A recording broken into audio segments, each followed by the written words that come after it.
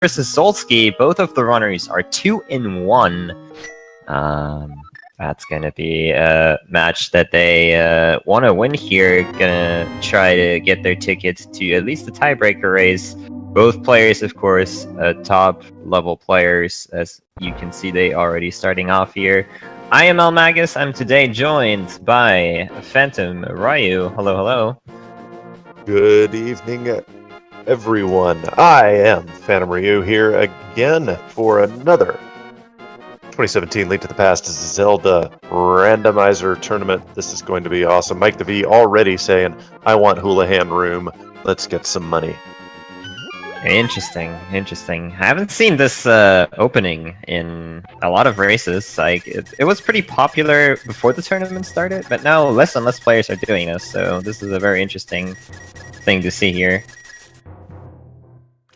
215 rupees already. I don't know, is he banking on Zora? Is he guaranteeing that he'll have at least 100 for Bottle Merchant and 50 if he needs to buy bombs? There's our check. We have crystal number 1 at Tower of Hera, crystal number 5 at Eastern Palace, and crystal number 3 at Desert Palace.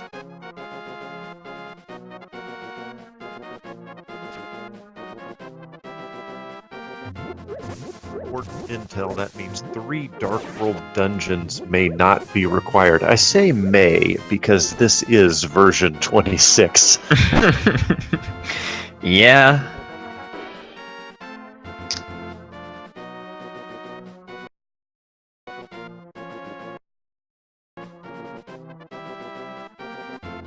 Mike V heading over to race game. Oh my gosh, it's the Power Glove. It is so bad.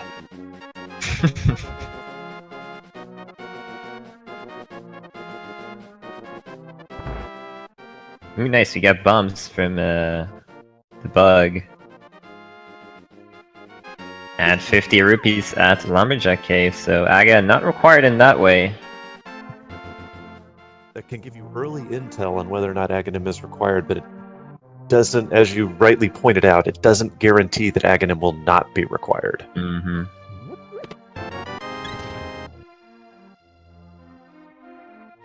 Big heart piece in the tavern. Solski just sees an arrow upgrade in the Lost Woods, says, nah.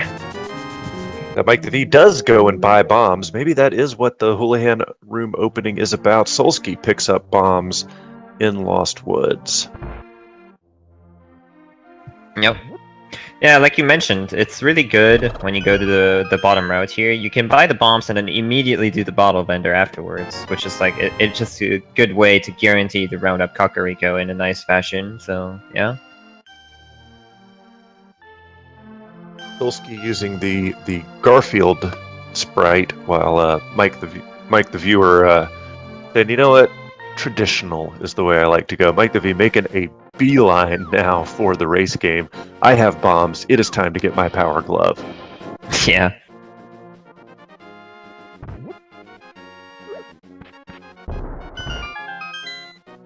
Solski gets the Fisher Price shield.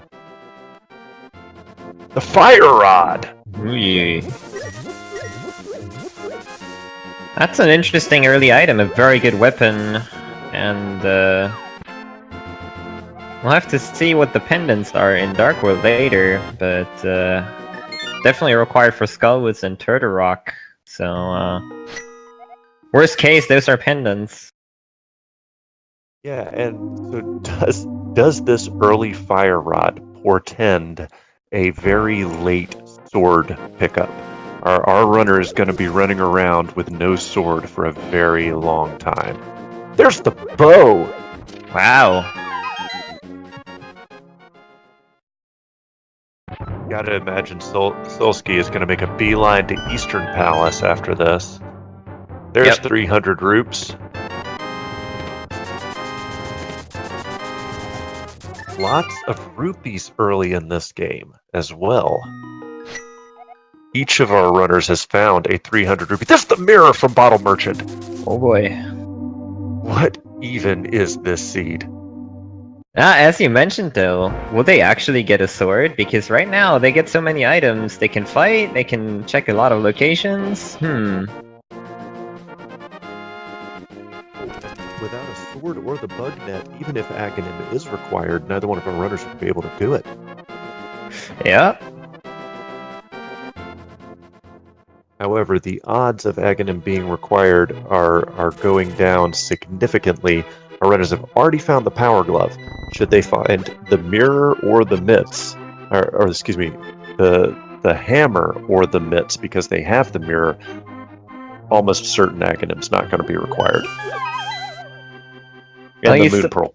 Yeah, you still need that Moon Pearl, which it's used to be on the pyramid a lot, way back in the day. Nowadays, it's like you kind of go into the seed and thinking, "Ha, it's not gonna be there. What are the odds?" And then, like 1 out of 1,000 times, it ends up there. That is exactly what Randomizer is all about. Do you gamble on what ostensibly is a low percentage play in the hopes that that is the gamble that pays off? We have runners here who are, and this is the tournament, man. These are runners who are exceptionally skilled at this game. So it's got to be a decision that comes down to victory here. Some decision, because execution is so close.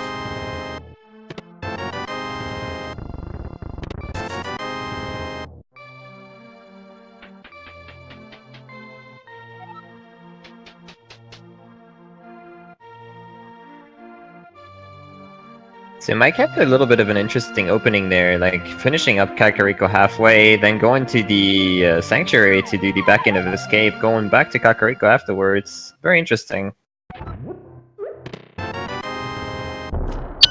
I can't say I understand it, but this is Mike the V, who was, I believe, 5th in the spring tournament, so I'm not about to question his routing. Yeah, it doesn't look like he lost time to his opening, and that is with the Houlihan room, so yeah.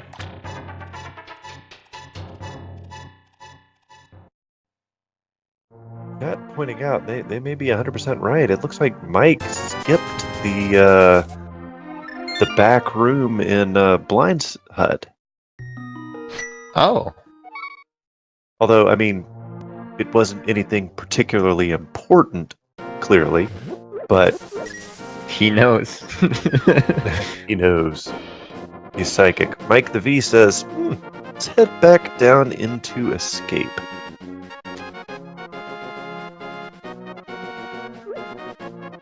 Now, Solski got the mirror, so he's going to be able to use the block erase trick here to only have to go make one trip into the dam here.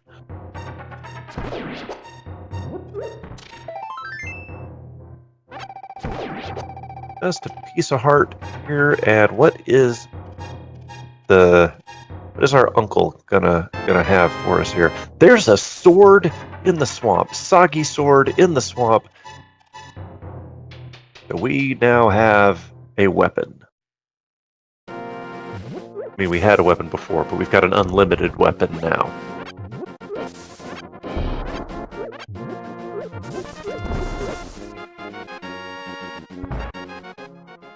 Mike the V headed into Hyrule Castle proper. Probably going to go down and check the basement. Solski using bombs and the fire rod to make short work of these Moldorm's nice bomb throwing there. That was really nice, yeah. Very well done there. He finds the bloomerang, bombs, 300 rupees, the Moon Pearl! Oh, Well, so far so good. Yes. Solski in a significant advantage right now over Mike the V. Although the important items that he's gotten so far, you've got to believe Mike the V will be checking very, very, very soon. Yeah. I can hardly imagine somebody skipping the mini Moldorm cave. Right. 5 items, all you need is a bomb. 3 screens down from Link's house? Yeah. Alright, so Hyrule Castle not bearing any fruit so far for Mike the V. He does have hashtag things in Zelda's chest to check.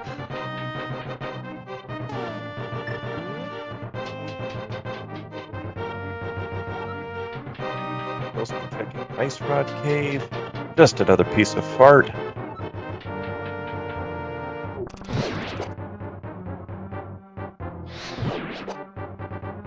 Right. You see the power there of the fire rod, just incinerating the ball and chain guard. And bug net. Aga required?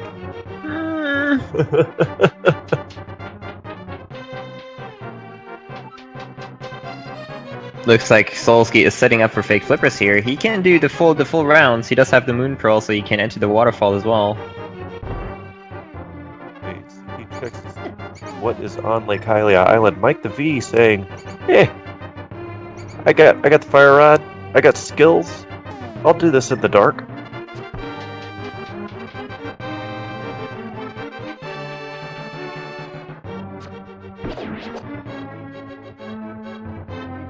Gonna hit up the hobo here. Mike taking some hits, but he makes his way down. Hobo says, "If I give you a shovel, will you go away?" Mike needs to be careful here. Ooh.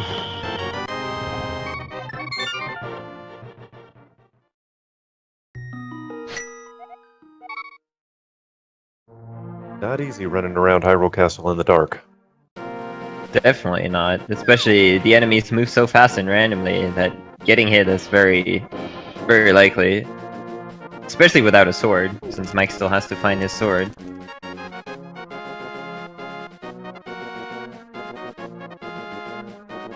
He will move towards Eastern, that's interesting. So he does skip out on the mini Moldorum Cave for now.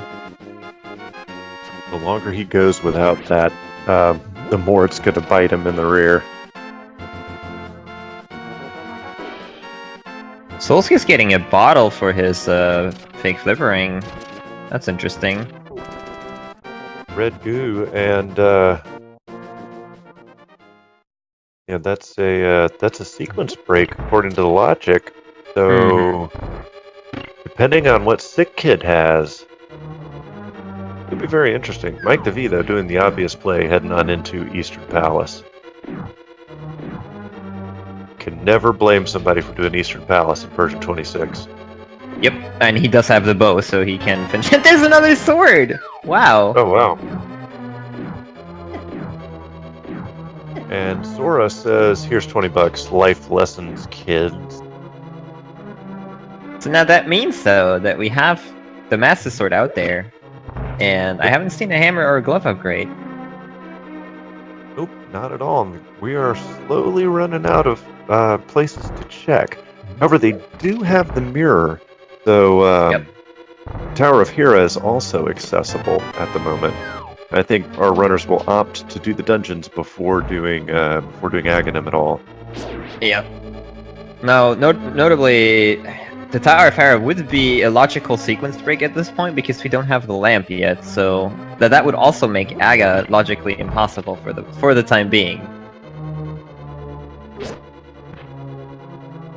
Getting a hot check here from Solski. Oh, some nice armor and shield, nice. Oh, and the book in Eastern.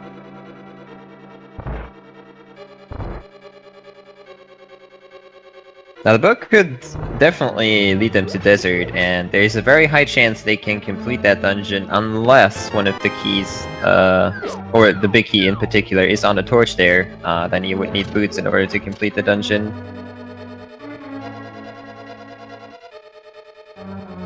I have to see how that pans out for them. So both are doing Eastern now. Solsti's gonna find his Master Sword in a little bit here.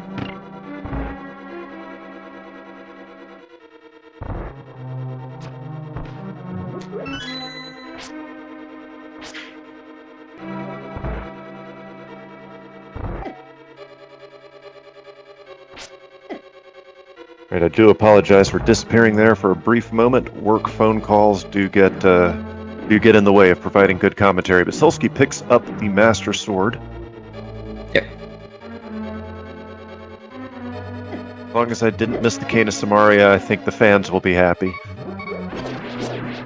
Oh, Mike is having a little bit of trouble here. Okay.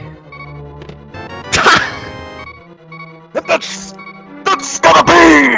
That's gonna be Kane! Like I knew or something.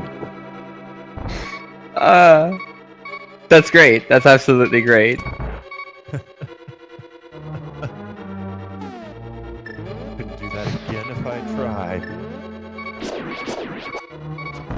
Now again, worth noting, this Kane is out of sequence for now. We don't have the lamb, so...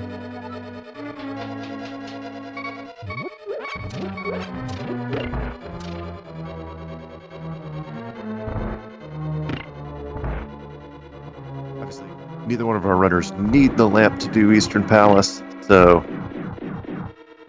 Yeah. They know where they're going, even in the dark.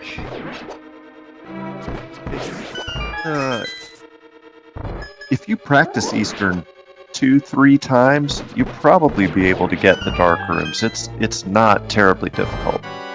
It's daunting. It's daunting, but at first. But once you do it a couple times, you realize it's not that hard. Someone asked, "How is it out of sequence? You have Fire Rod." The logic considers the lamp. Does not consider the fire rod. So unless you have the lamp, the logic will not require you to do dark rooms.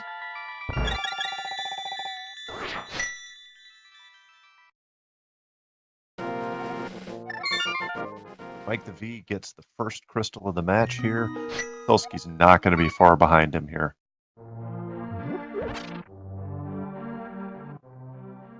So Mike the V, looks like now he is going to head down to Mini Moldorm Cave. He will get his Master Sword upgrade. He will get his Moon Pearl and the Bloomerang.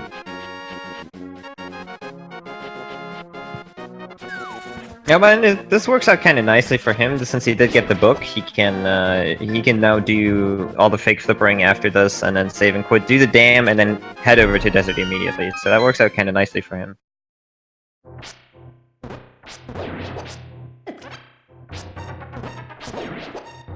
Solski hopping into the fairy room. Can't blame him for that. Better be safe than sorry, that's for sure.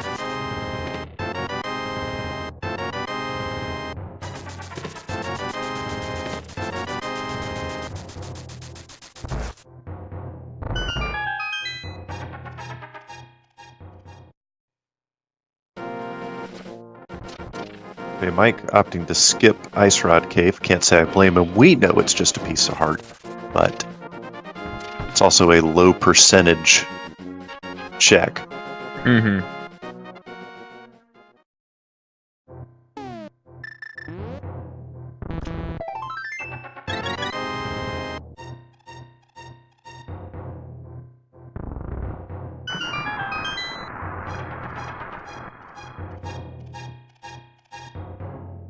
Master Sword incoming for Mike the V. Solski just about to take out the Armmost Knights.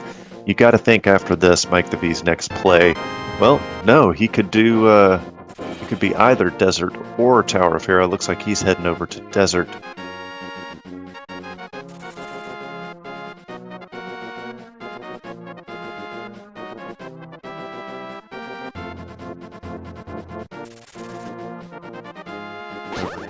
Got to just go ahead and check Agnes Cave just in case. It used to be a very low percentage play. Now, however, it's been a deciding factor in a couple races. So anecdotally, I think people want to check it now.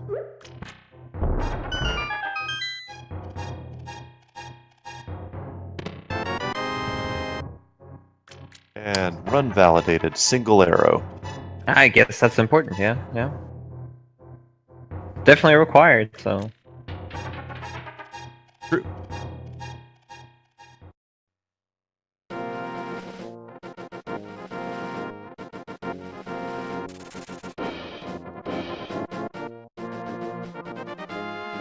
He's fart on the desert ledge.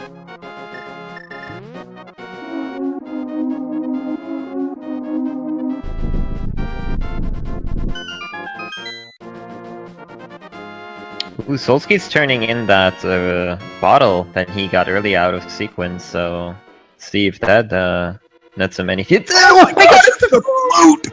Oh! That's Now, big! It could be, but it could be big, but it could be bigger. It will be big regardless because it will enable Solski to get around the map much quicker. However, there's the lamp in Desert for Mike the V. But as I was saying about the flute, unless Misery Mire is a required dungeon, the flute is not required to beat the game. Yep. So it could be it's big for the speed advantage it gives Solski, but it could be even bigger if Misery Mire is a required dungeon. Now he's going to check the shovel he got from Hobo as well. If that turns out to be something, I'm gonna scream. Mike headed to Aga. Desert Palace was boot locked. Ooh, that's a very risky play right now. I agree, because you do have Tower of Hera open at the moment.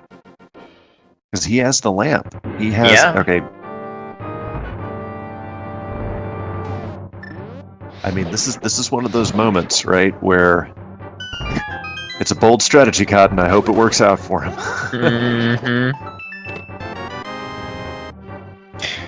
On the bright side, he does have the Moon Pearl, so even if this is turning out to be not required, he can potentially do some Dark World things, and he can definitely head to Pot. He has the bow, he can get all items there. At the very least, that's a guarantee for him, so that could be working out in his favor. But without the hammer, he can't complete Pot. Yeah, he can't beat Helmasaur, but he can at the very least open all chests. So yes. There's that. Solski getting his. Oh.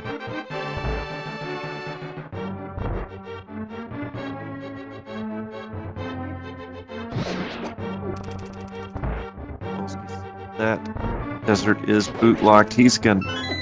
I thought he would just mirror out.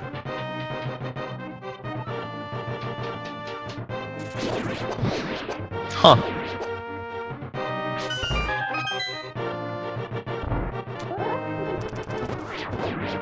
Oh wait, oh Solski, oh I see, he's going to snag his small key here. Because the small key is on the torch, and going to check the right side items in Desert.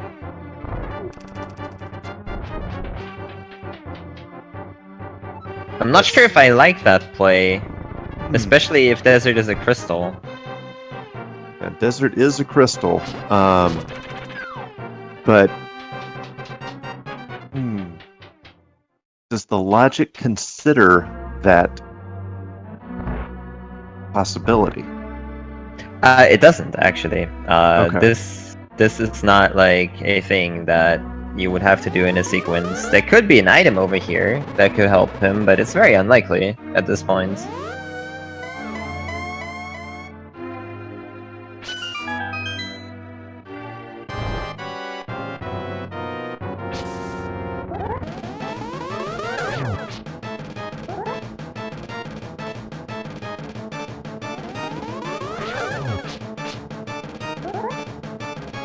The mushroom. We get all the fetch quest items almost. We just need the powder.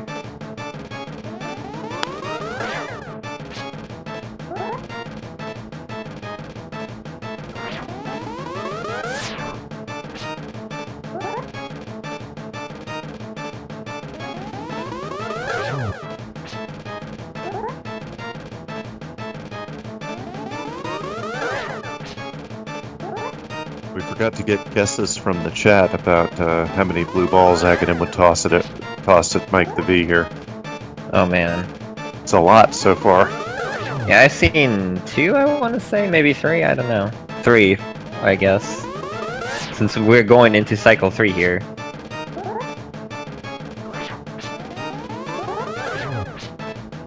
Oh, it's more than 3, wow. It's 4, okay. There we go. Aghanim is done, so what is the pyramid item?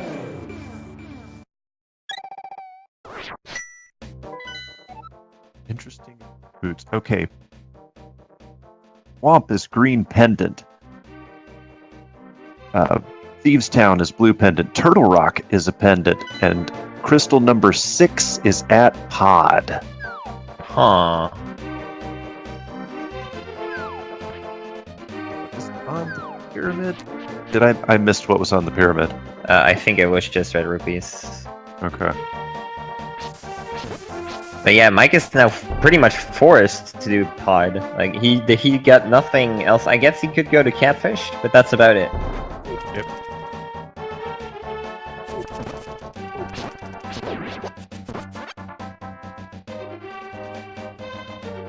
Well, again, let's see if this works out for him. Meanwhile, Solski is doing the what I think the normal routing would be, and that is up through Death Mountain.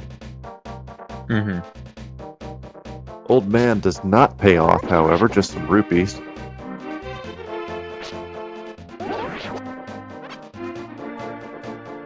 Solski can be climbing up to Spectacle Rock. We'll see what's on Spectacle Rock and what's in Spectacle Rock Cave.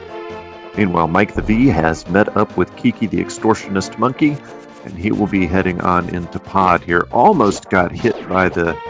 I don't even remember what the proper name for that enemy is, but almost got hit. That would have scared the Extortionist away.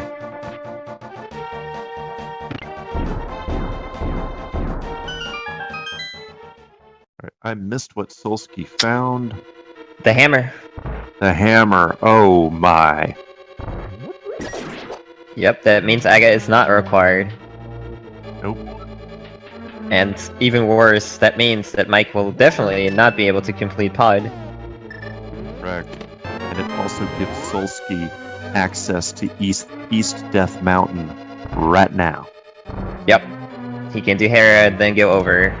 Very...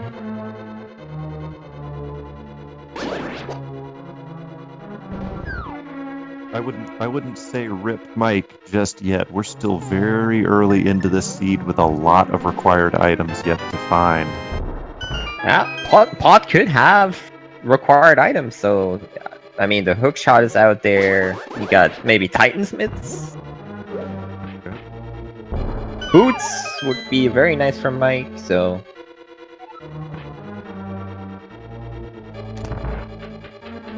Hookshot is definitely required, but it's still possible that Hookshot could be in Mire and the boots are elsewhere, because the logic will require you to have either boots or the Hookshot for Misery Mire to get through the first chasm there.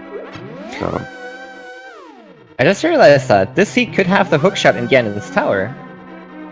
it could. Oh man. I haven't seen that in a while. But wouldn't it be awesome if it did?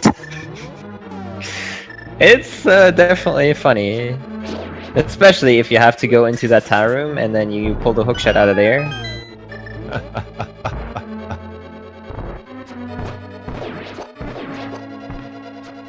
Checking the Bombos tab. That's certainly not what he wanted, but he will be heading into Tower of Hera here. Let's see what Trolldorm and company have in store.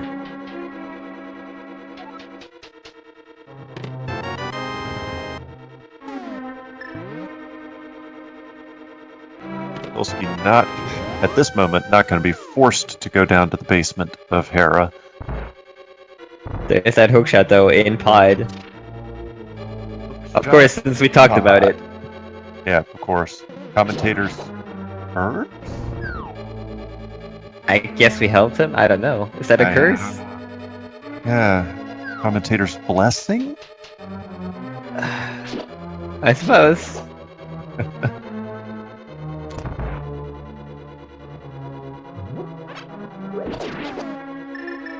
That gives, as chat rightly pointed out, that gives him access to East Side Death Mountain, just in a different manner from Solski. Yeah, and he can actually now also do the left side of Dark World, which is more important for him at this point if he wants to keep his Aga play alive. This is actually looking okay for him.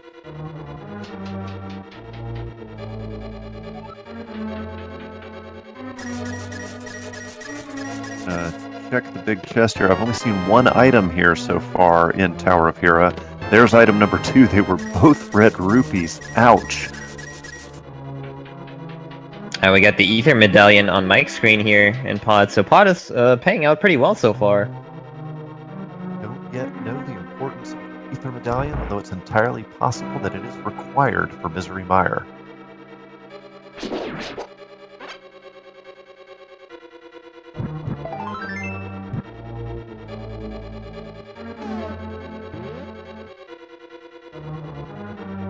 Rolling. Solski taking the hammer out. It does tempered sword damage, so it's only going to take him 2 hits. Or excuse me, 3 hits. I'm sorry.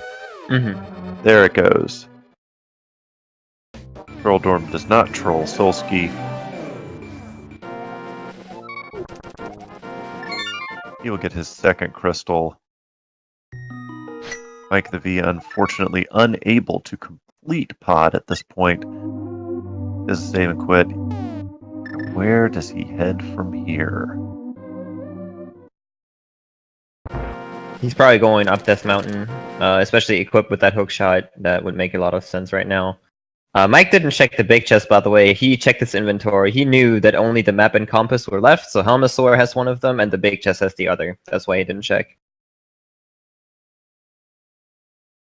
Heading over Death Mountain. We've got Spiral Cave here, as well as 7 items on the right side of Death Mountain. Just 50 rupees on the floating island, so that's not going to be terribly important for later.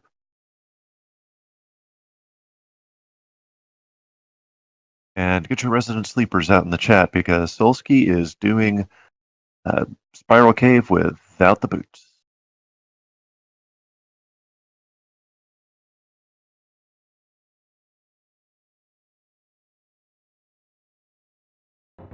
If Spiral Cave pays off... Oh! Ooh, it does! That's not bad, yeah. I'll take that any day. Absolutely. You got all the sword you're ever gonna need now. Now if you find butter, it's just, well, it's butter. But you're fine without it at this point.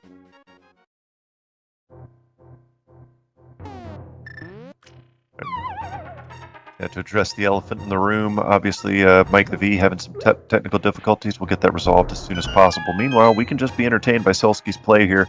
We got 7 items in this cave. What kind of goodness is going to be here? 2 pieces of fart. We got 5 more upstairs.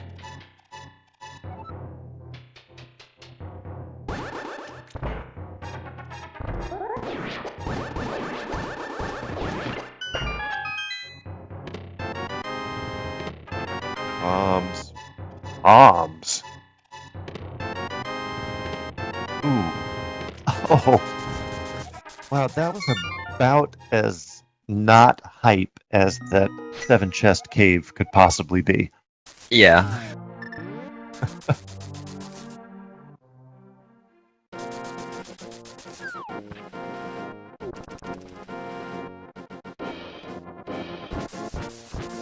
Alright, we're gonna get some new info from Solski here. He's probably going to go and check Hype Cave. Speaking of hype. So maybe for once we will see some hype in Hype Cave, because V26 and Hype Cave do not have a good relationship. Not really, no.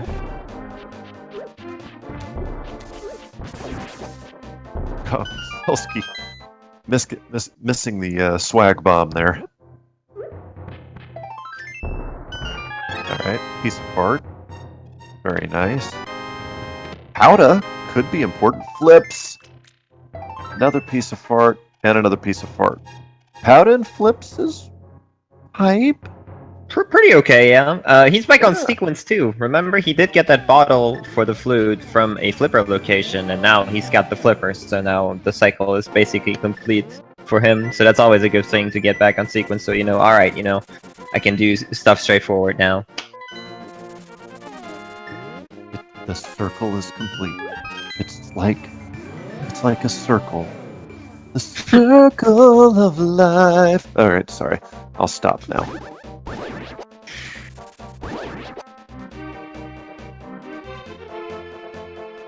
Okay, and it looks like, yeah, he's going to make that pot play as well.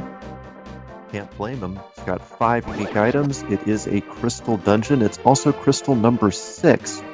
Yep. And he can complete the entire dungeon. Yep, so he will be able to do Pyramid Fairy after this, which is probably what he's going to prioritize.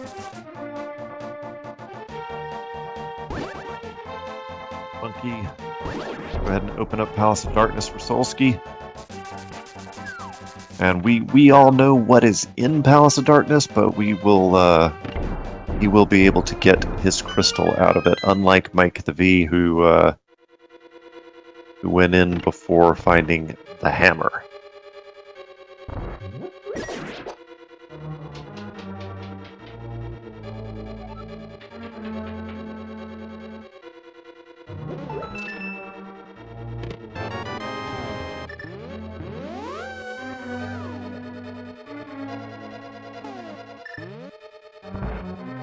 So, yeah, this might be a good time to remind everybody to follow Speed Gaming. If you look down below the video player window, you will see the link to the past Randomizer tournament schedule, a link to the Discord. So for all of your questions about, hey, when are the rando races going, it's going to be on that schedule. Go ahead and follow Speed Gaming 1 through 4. That's right. There are so many races going on in this tournament. We had to create more Speed Gaming channels because that's how awesome this tournament is.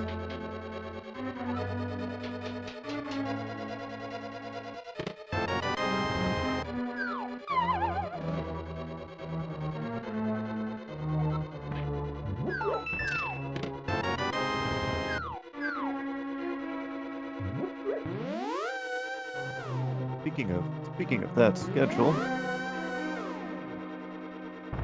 right, so right now, here on Speed Gaming, we have Mike the V and Solski, the race you're watching right now. At 6 o'clock p.m. on Speed Gaming 3, there will be a double race. McLagging v. Alucard 2004 and Andy versus Willard J. Bradley going on at the same time on Speed Gaming 3.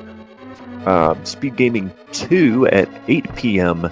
Eastern Time will have Sidariel versus DSIT 7, and Speed Gaming 1, the Mothership, will have El Tigre versus Zero Rush, also at 8 o'clock p.m. At 10:30 p.m., Feral Pigman versus TGH on Speed Gaming 2. At 11 o'clock p.m., JSR2 Gamers versus Kyle LPN on the Mothership. It is a packed tournament. Indeed. Now, interestingly, this hookshot, like Mike Solski just picked up his hookshot here. Now, I'm looking at his inventory, and it indicates that he might have to go into Swamp, which is a pendant dungeon.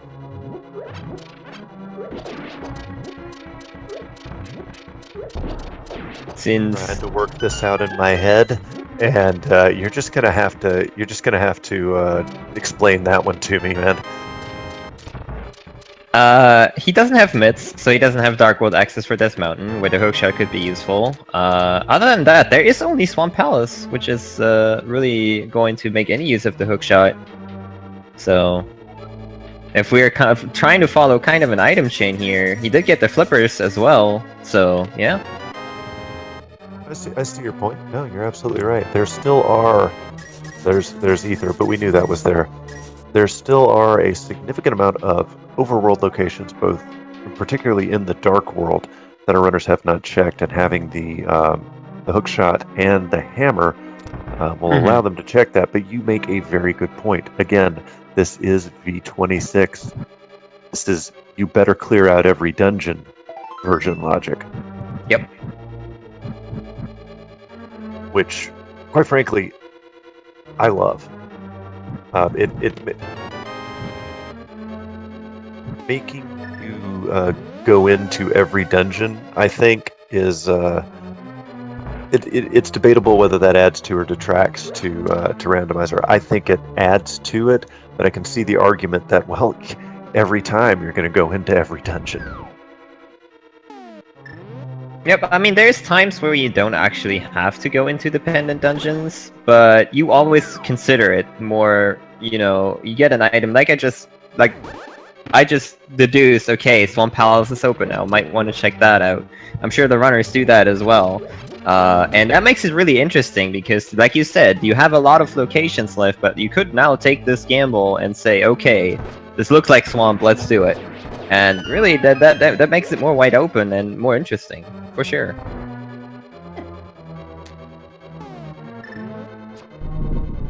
Solski about to go down and take care of Helmasaur King, which, as I mentioned before, Mike the V not able to do. I agree, though. At this point, Swamp Palace looks like a good play. Remember, not only does Swamp Palace have 6 unique items in it, it is now in this version, in this particular seed, the green pendant, meaning that gives it technically a 7th item. Yep. And I mean, we all want to see the pedestal steed anyway, so... True. At this point, let's see, with Swamp, Thieves, and Turtle Rock.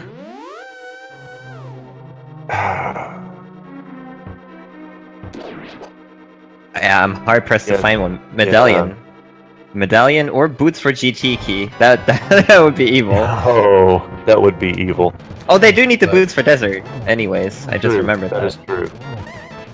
So it's really down to boots or a medallion because Ice Rod is not required except for Turtle Rock. And Titan's Mitts can't be on the pedestal because Turtle Rock requires the Titan's Mitt.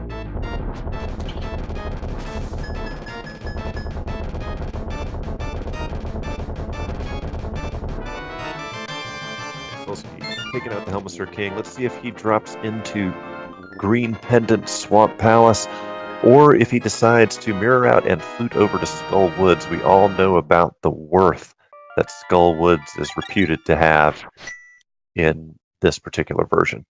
Oh, yeah.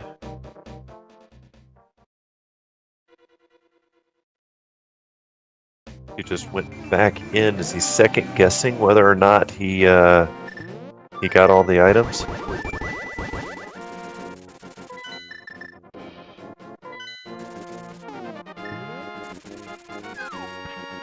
Looks like you're right. Looks like Solski is going to make the play on Skull Woods.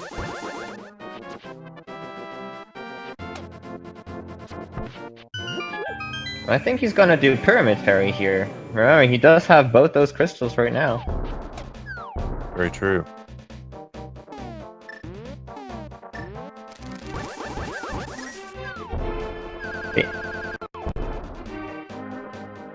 Yeah, I'm curious though what he does afterwards. Skull would definitely be the straightforward play. Swamp would be a bit of a gamble, but like the game is kind of asking you to do that.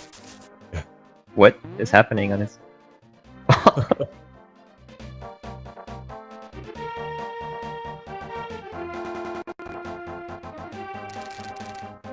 Is Solski okay?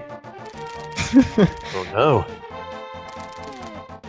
This is the technical difficulty stream today, but that's okay. This stuff happens. Yep.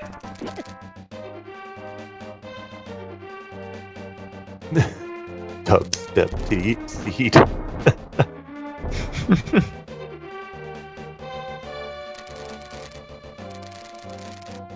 What the body positivity fairy is holding for us today.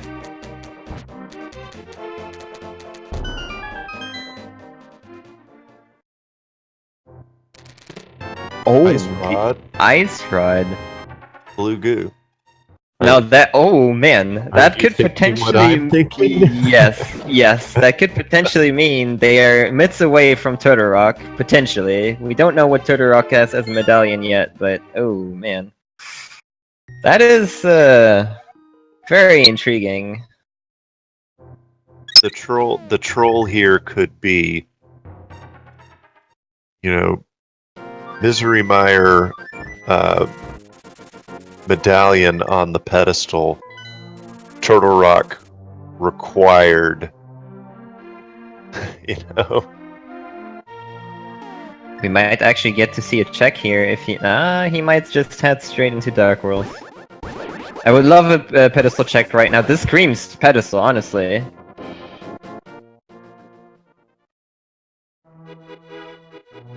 He's not checking. I think he just trolled us all there. Or maybe he's just going to go through Skull Woods, and yeah, you just go through Skull Woods, and then you mirror out and check the pedestal when you've completed Skull Woods. Yep.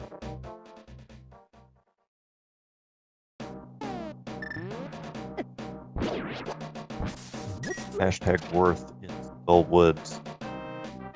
Because as of right now, we know we need the boots for Go mode because we saw that Desert Palace is boot locked.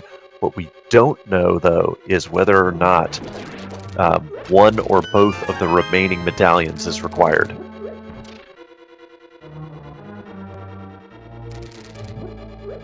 Yeah, that's right. Imagine it is a pedestal seed, but you are missing the medallion to get into Turtle Rock as well.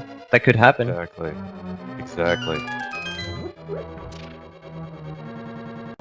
Solski, don't die, no.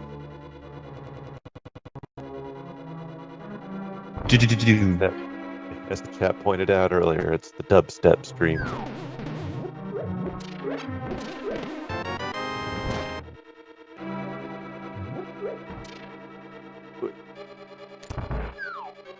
Why would a runner go into the room that Solski just went into? The logic, unless I'm misunderstanding it, the logic will always place a small key in that room. And you will always have to use that small key to get out of that room. Yep. Okay. Alright. So there's always a small key there in case you walk in there and you don't have one that you can get out. And yeah, if you drop in on the left and the two chests don't have a small key so you can exit on the top, you have to go through that room in order to get out of the dungeon.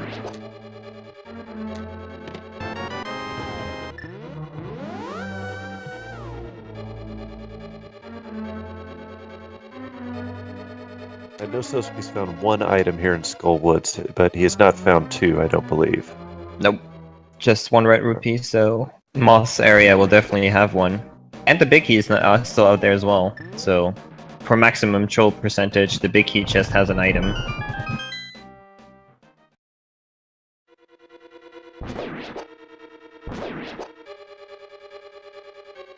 Let's see, yes, Solski's just going to go straight to Mothula, and the reason is if Mothula has item number 2, he's done. He doesn't have to go back in.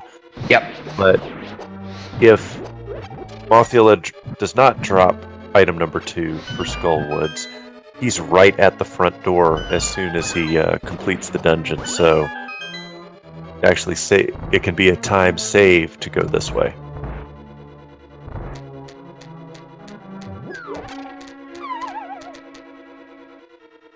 So, even though Solski has the blue mail, he still has a very low amount of life, but even if that does become a problem for him, he does have blue goo. Yeah. And red goo. But neither one are required because he takes out Mothula, and Mothula, as the troll, drops the big key. So now we don't know if he has to get the key in the front of this particular section of Skull Woods, or if he has to trek back to the big key chest to find item number 2. Mm-hmm. And pedestal check? Pedestal check? Probably afterwards. Alright, Solski gonna check this item first.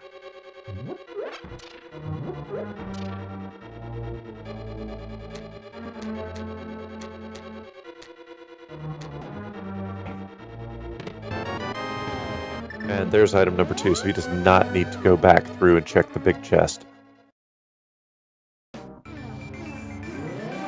Alright, get your pedestal hypes in the chat. Solski is going to check the pedestal. Pedestal hype, pedestal hype, pedestal hype. Half magic on the pedestal. This will not be a pedestal required seed, but as we mentioned before, what if the boots are in Turtle Rock?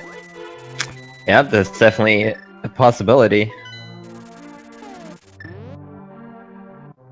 Not only that, what if it could be boots in Turtle Rock? The medallion required for Misery Mire could be in Turtle Rock.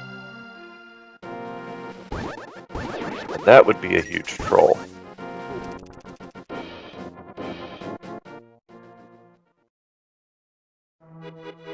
Let's see what Solski is up to now. He may be heading for Pendant Stevestown, which is also not a bad play.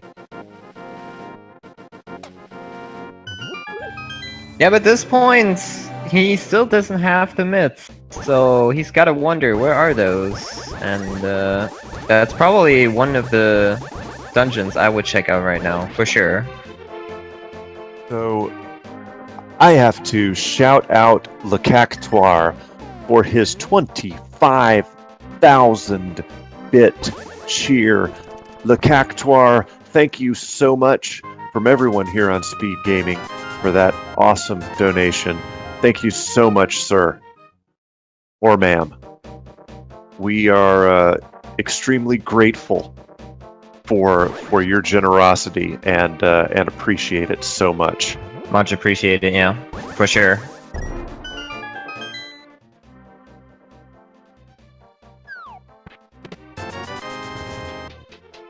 Solski heading through Village of Outcasts. Finds a little bit of rupees there in Bombable Hut. May not drop into Stevestown just yet, but there's Red Goo.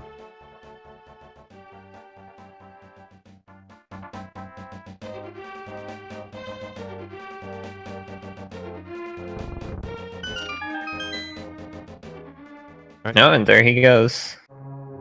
Heading on in.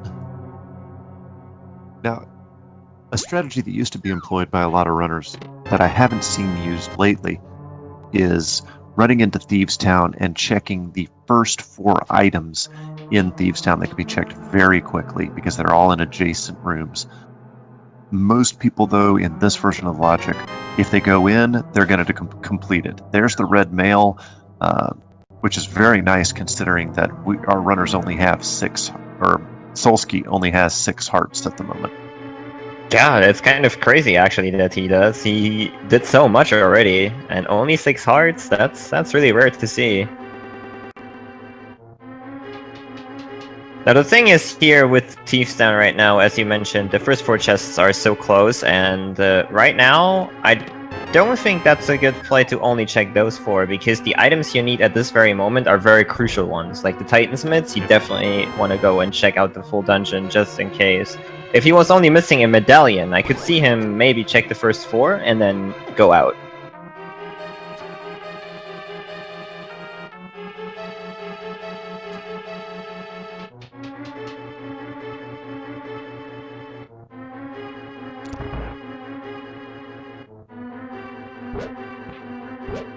And Thievestown has 4 unique items on its own. He has found, I believe, 2 of them so far.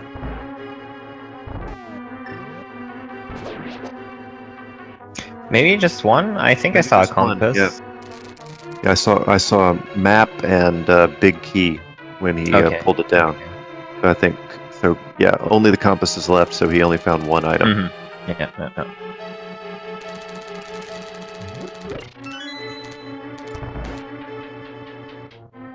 Very nicely done there, avoiding those traps there by Solski. That was pretty swag.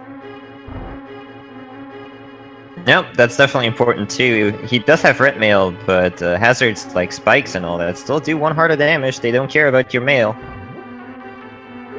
I'll go ahead and address, because I've seen it multiple times in the chat so far. No, Mike the V has not forfeited. No, Mike the V did not quit.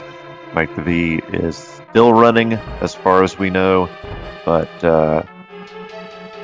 he is going, and he is a pro here. He's created Obviously, as Adirondack Rick pointed out earlier, this is why you generally create your own record in this event. So this is still a race. We just have technical difficulties.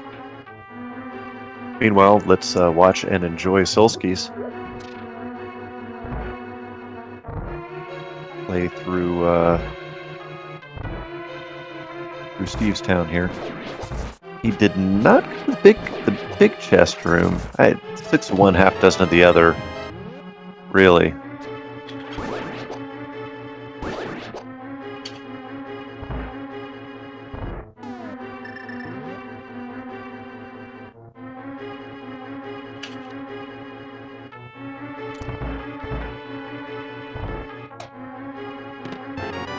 Solski just finds the compass in the big chest, so the last item for Steve's Town will be from Blind him herself.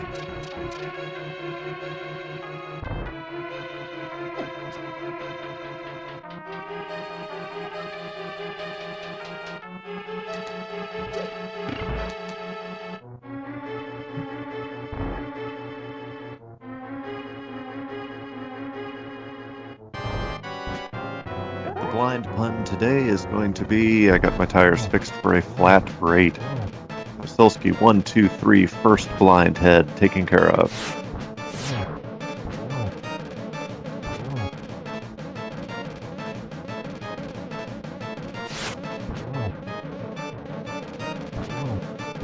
Two, 3, blind is down. What is blind going to drop today?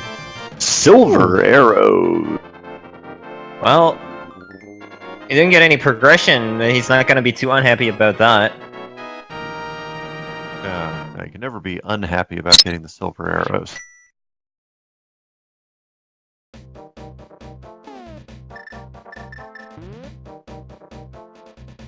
Still are without some knowledge in this seed. We know the boots are required to finish Desert Palace.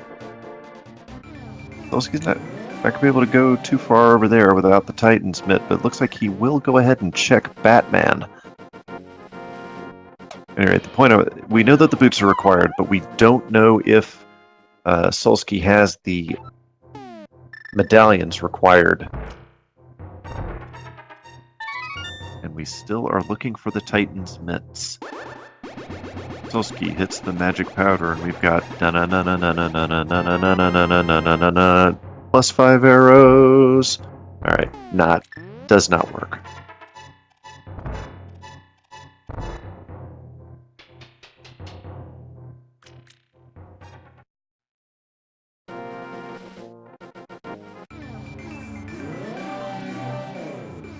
There's Solski heading back into the Dark World now. I think he's going to go the South Dark World clear route, hit up Alec Baldwin's digging game, Old Stumpy, get the cave south of the Haunted Grove. He's already hit up Pipe Cave, so we'll be doing that, but let's see what Alec Baldwin has for Solski today.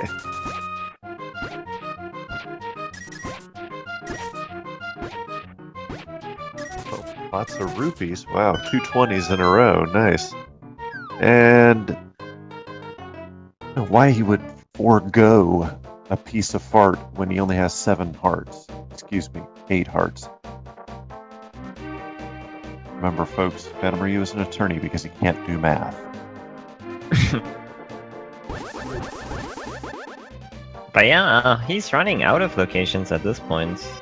So you gotta wonder, Mike is still playing, so you gotta wonder, did he find the mitts already? At this one I would guess yes, honestly.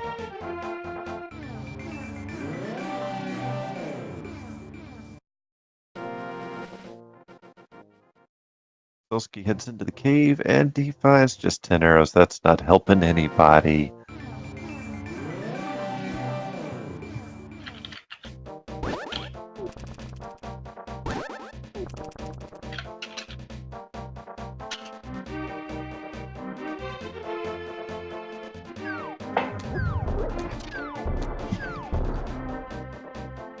Is there a question in the chat? Does Ice Palace need mitts? Yes, it does. Yep. Cannot get the teleporter without having the Titan's mitts. All right, Solski gonna go ahead and check Bombo's tablet here. I believe I misspoke earlier when I said that he had checked Bombo's tablet when he had actually checked Ether tablet. That's very helpful at this point. Full heart container. Understand Solski has the red mail, but obviously the more hearts, the better. Mm-hmm.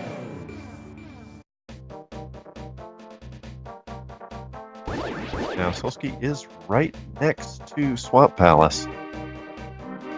Yep, I think that's his next play here. Yeah, it's going to have to be. 6 unique items plus the green pendant. Sounds like a good idea to me.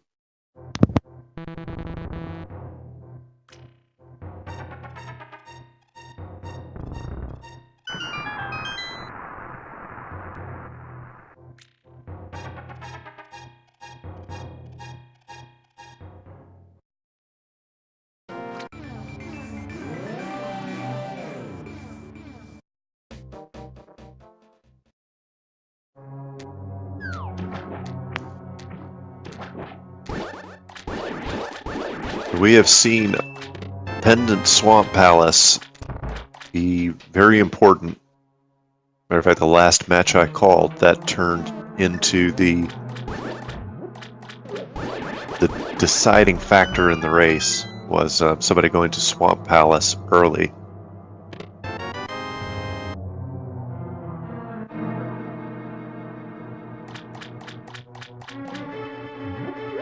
I remember I said when we were in pod, this looks like it's going to be the play, and we'll find out right now. I'm pretty confident personally that the mids are here.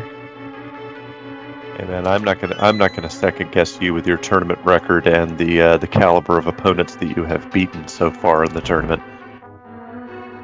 That doesn't mean I can't be wrong. No, but certainly means that your judgment is pretty darn good. I called your last victory race. That was a darn good one.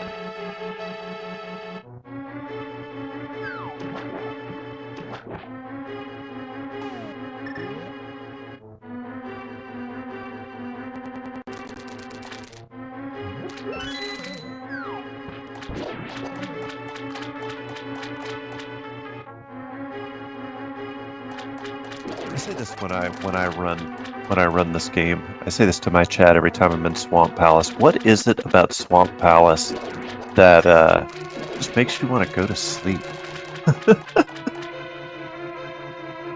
I don't know what it is about the music, or there's the mitts. Man, I have no words. This is why Omegas is doing so well in the tournament, folks. That intuition.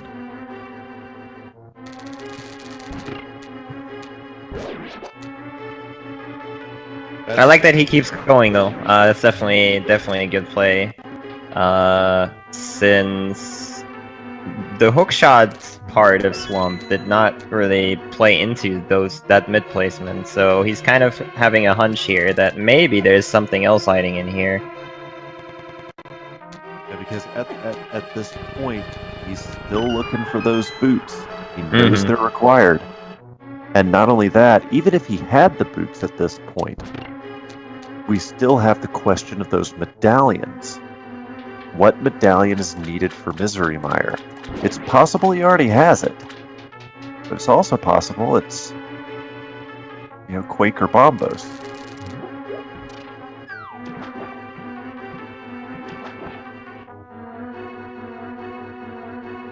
So we are 1 hour in. I'm going to go ahead and thank everybody for watching this Link to the Past randomizer tournament race here on Speed Gaming. It's unfortunate that one of our runners has had difficulties, but Solski is still demonstrating superb play, excellent routing, and as always in randomizer, a little bit of good luck too, But thanks for all of your attention. please be sure to follow Speed Gaming 1 through 4. And also remember, there is a secondary Link to the Past randomizer tournament going on concurrently with this, the main tournament. And most of those races can be found on the Twitch channels Randomizer Mania 1 through 4. So if you got to have your rando fix, most of the time there's probably going to be a rando race on one of those 8 channels. The Ocho.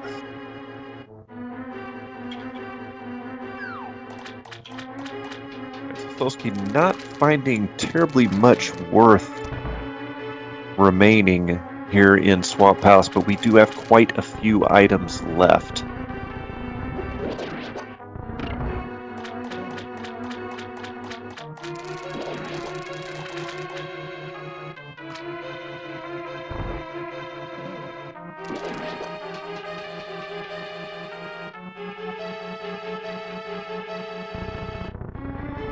This is very interesting. We're here at hour 5 minutes in. No boots yet.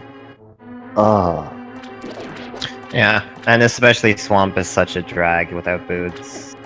And Solski not going south. Check those other items. What does he know that we don't? Oh, he's still looking for the big key, isn't he? Oh, he is. You're right. Answer a question in the chat. No, this is not maybe go mode because we still lack das Boot, the boots. Yep. They are. Go ahead. They are required for Desert Palace, so we can't go around them. There's the famous Swamp Palace stair glitch.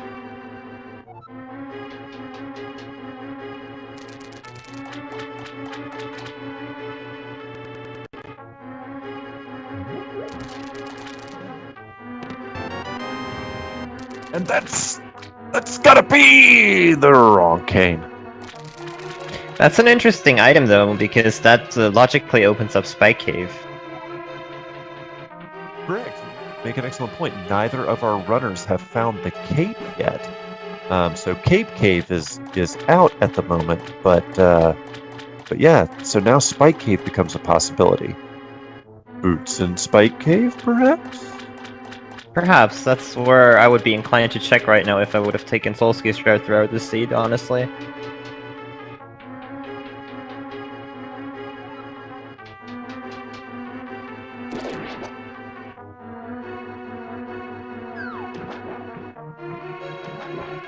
Not know what's that bumper cave. Elmega says, I don't think either one of our runners, from what we've seen, have checked bumper cave. No, I haven't seen it, certainly. Solski did go immediately to Thieves Town after Skullwoods without checking, so... Nicely done, getting a little puffballs off of Argus. Trying to get the silver here.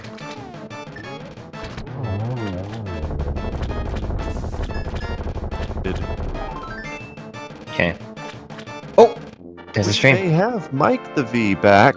Oh, Mike is in Misery Mire.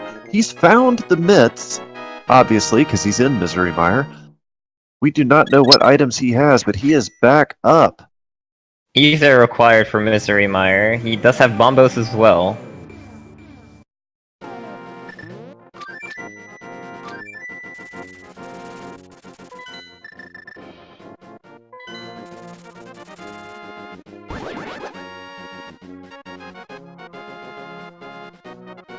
Alright, so we will see shortly. Alright, yep. Got Bombos. I didn't see what pendants, etc. he's got, but he's got the flute, clearly. He's got the hammer.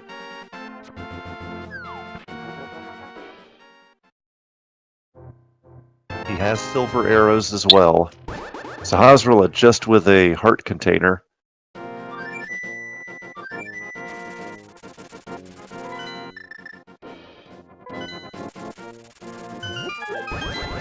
Heading on into Mire now as well. And luckily, he has the medallion to get into it because it is ether.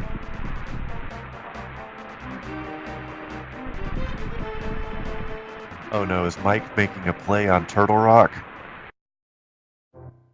I'm not sure. He might be, but oh, he might be. I'm curious to. I would like to know where he found bombos.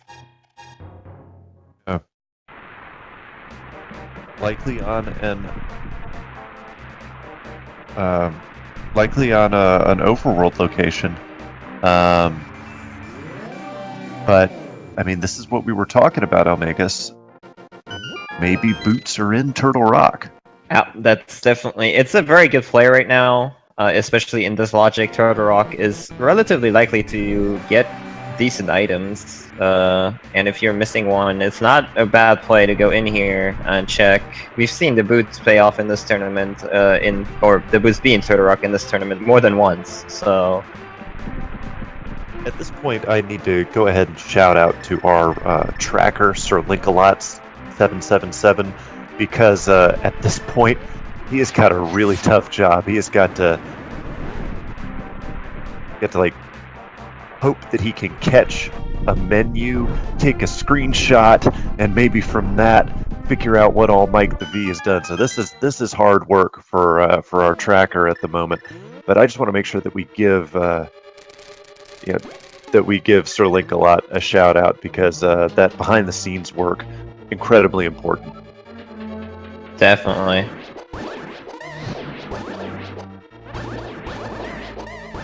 Oh, there's Spider Sword. Oh, it's like butter. Mike is still stuck with the Fisher Price shield, while Solski has found his fire shield. So it'd be interesting to know or note what what locations Mike the V has checked. But we are in we're in a position where we just don't know. Pretty much. Mike the V doing a great job dodging those chomps. They do more damage than any other enemy in the game, except Ganon.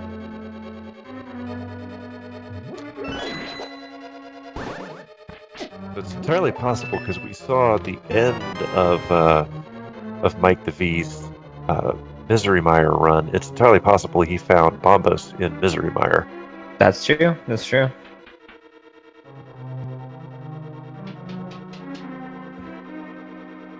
This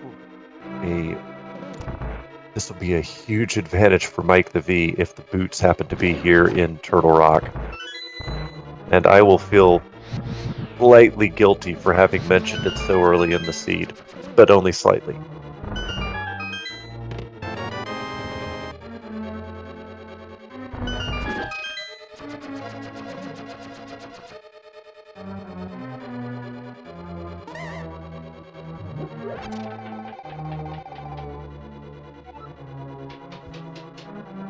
So Mike, because he's still looking for the boots, go ahead and check this, the vanilla big key location.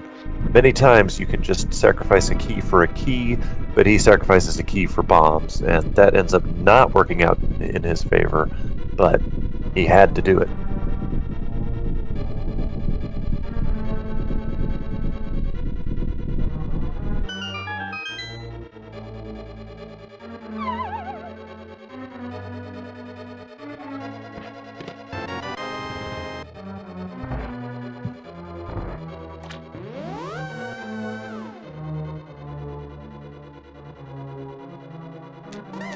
Wouldn't it be? Go ahead, Omegas. No. You go ahead. I was just gonna say, wouldn't it be a thing that after having to fix his stream, if Mike the V actually ends up winning this race? It doesn't look impossible right now. He caught up very well from his Aga play. So I thought 4 crystals, which puts him on equal ground with Solski. Solski's going to have his 5th one after Meyer. So yeah, it's definitely in the realm of possibility here, depending on where those boots are. And Mimic Cave check does not work out for Mike the V at all, but we've still got a lot of Turtle Rock left to go, particularly a lot of items with the laser skip bridge.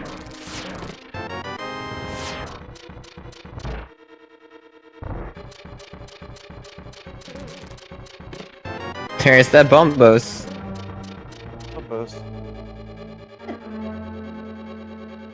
So Elmegas, after this, I think you and I need to just go out and buy some lottery tickets. Yeah. After all of the calls we've made in this game so far.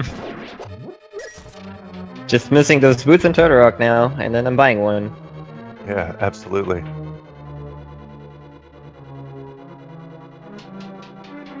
Though I'd be interested if Mike definitely knew that Bombos was in TR, so he did a Death Mountain check, that's for sure. I'm interested to know if he did Spike Cave though. He doesn't have an invincibility item, so I'm inclined to believe no. Yeah, but I don't know that he could unless he had 2 potions and burned 2 potions doing it. Yep.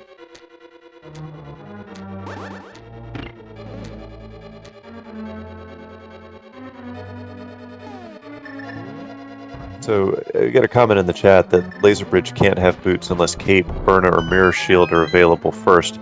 Well, we know they're available. It's just whether or not Mike the V picked them up. That's right, because Solski did find that Cane of Burner, which could mean that you need it for this bridge. And that means that Mike the V did not complete Swamp Palace. There they are! Das Boot! Ladies and gentlemen, Mike the V has activated Go Mode. Alright, so the Cane of Burna from Swamp was actually required for that bridge. I didn't even think about that, but it makes sense now. It makes sense.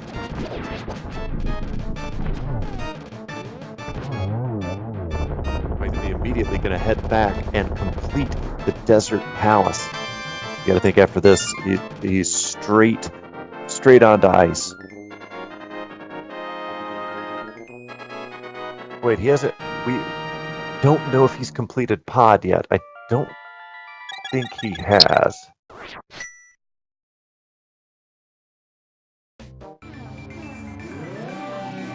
Yeah, he doesn't. He didn't. I only saw one red crystal, I think.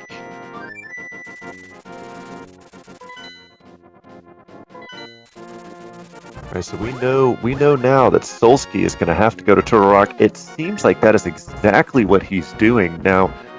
It also appears, Elmegas, that both of our runners went into Pendant Turtle Rock, because it looks like that's where Solski's headed, before going into Ice Palace. I'm not sure that I understand it. Yeah, but I mean, it does make it kind of makes sense. It sort of makes sense. Like if you put the pieces together, the hookshot for Swamp, the mitts and the cane of Burner there, then you gotta. What do you need the cane for? Why would the game go let you get the cane? There's only so many places. I mentioned Spike Cave, but yeah, it didn't even occur to me that it actually also means that the Turtle Rock laser bridge now is available for you in the logic. So that makes a lot of sense. Whereas Ice Palace it's certainly a possibility, but the seed didn't seem to scream that in their way, so it kind of makes sense for them to go that route, trying to get that item.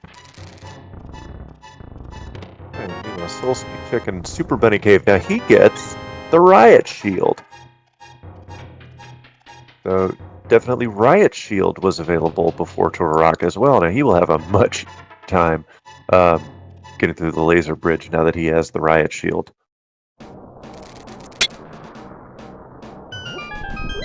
Well, you know, in Mike's case, I mean, he did go to Aga after 15 minutes. He just gambled, pretty much, and it worked. Bombos is also, like, Mike probably knew that Bombos is required for Turtle Rock. Like I said, he probably checked the Death Mountain Dark World before heading to Mire. So in that sense, when he went into Mire and got Bombos, he probably was like, okay, the signs are here. He now has Desert Palace. Let's see where he's headed. Is he going to go to Pod or Ice? He's going to Pod. Yeah. Now Mike has to know he's in go mode. Yeah. Yep. He definitely does. Alright. So, unfortunately, Pod, because you gotta search for that big key, not terribly much faster in go mode than not, depending on when you get the big key, of course. But Ice Palace, obviously, is less than half its normal amount of time. I remember Mike has already been into Pod. Yep. So this is going to be 2 very, very quick dungeons. Yeah.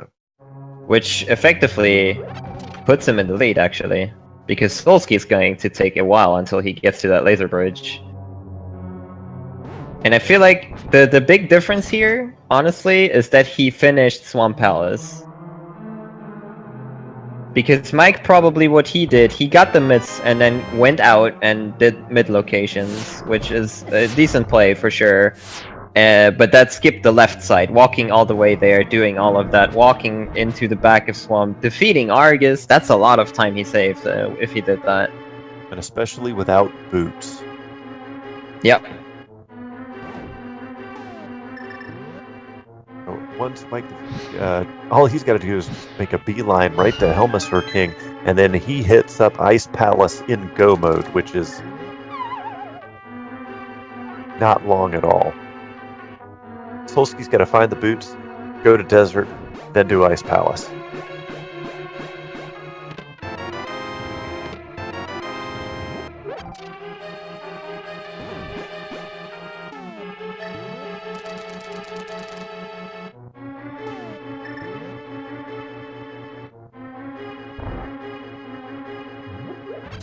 So, because I've not commentated with you before, Elmagus, I'll ask you this question.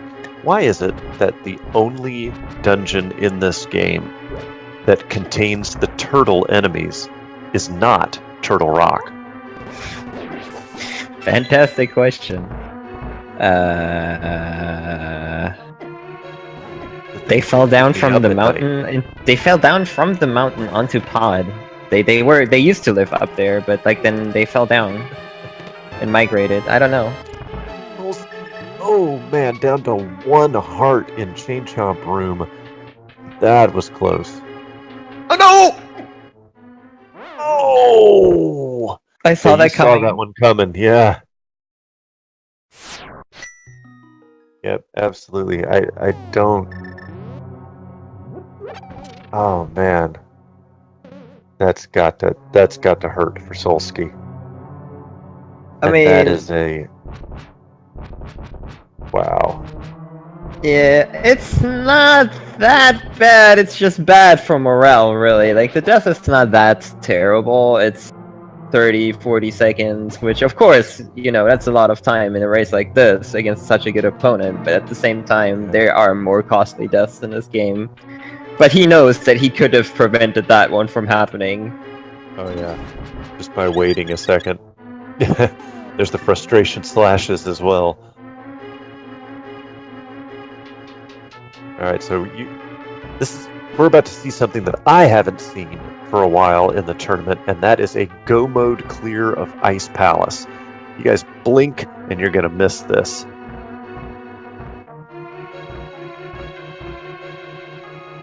I mean, we all know how excellent Mike the V's execution is. He might just be the excellence of execution. But this is going to go by quick.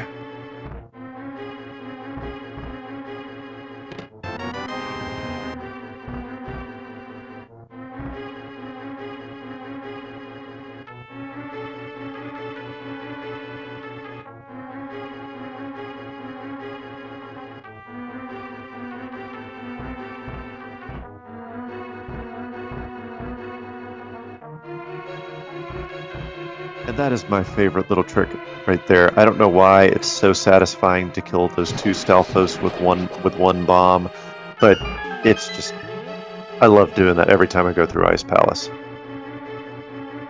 I think it's because otherwise they take a million hits.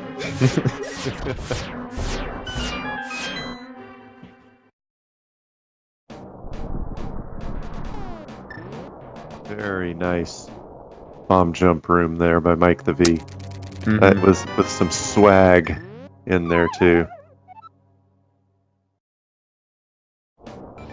Very smart check from Solski right there, by the way. He knows he only needs one item, so what he did is he checked the big chest, which is a very quick check, and then decided to do Mimic Cave, just in case the item he needs is in that big chest.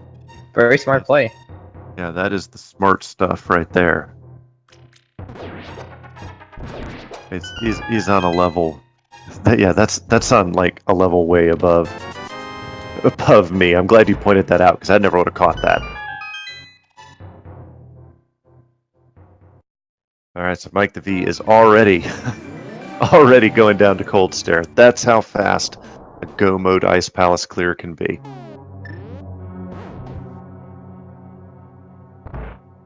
Let's see if Mike the V gets the perfect Cold Stare. We know he's capable of doing it.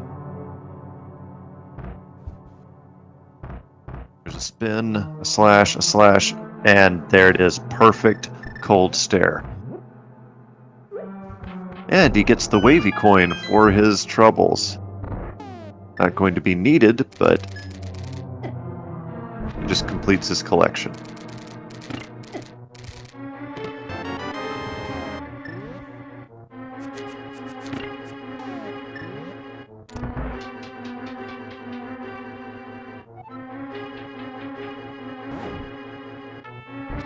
All right, ladies and gentlemen, so Mike the V has collected all 7 crystals.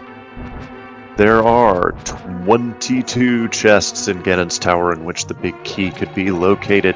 Put your numbers in the chat right now. Where is it going to be? Elmegas, what's your guess? 7. 13. Let's see who was right.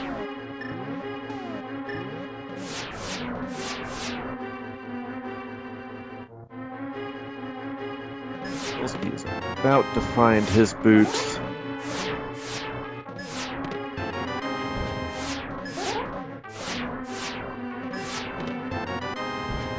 The cape is on the laser bridge. Wow. Oh, falls down and falls victim to that.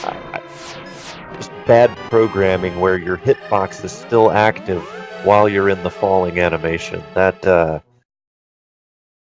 we got hit by another eye spaghetti while he was in the falling animation.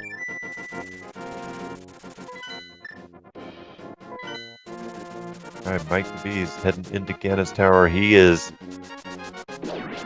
Solski is a dungeon and a half behind. He's going to do his Go mode Swamp Palace. He'll clear out Desert, but barring some enormous mistake by Mike the V, this is his race. Well, it's worth pointing out that Mike does not have a lot of hearts and only blue mail. Very true. We do know Mike is an excellent runner, as you pointed out. But even the top runners of this game take dust occasionally, sometimes. So without a doubt. We've seen many top runners fall against Ganon or die to Ganon hugs, because Ganon hugs are the best hugs.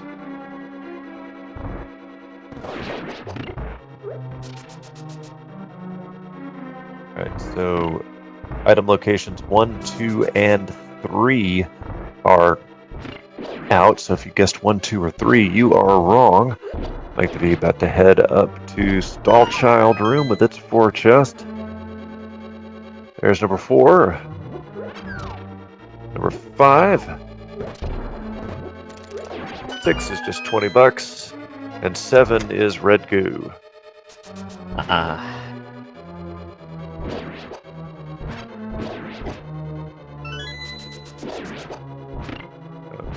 Sorry, Elmegas, your guess did not pan out. Number 8, nope. My guess is still alive, and number 13 would be the last chest checked in Randomizer Room, so let us see.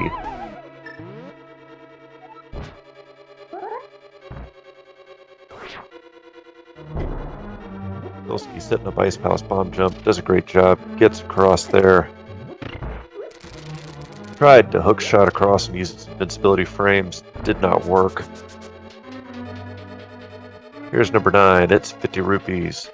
On to the randomizer room.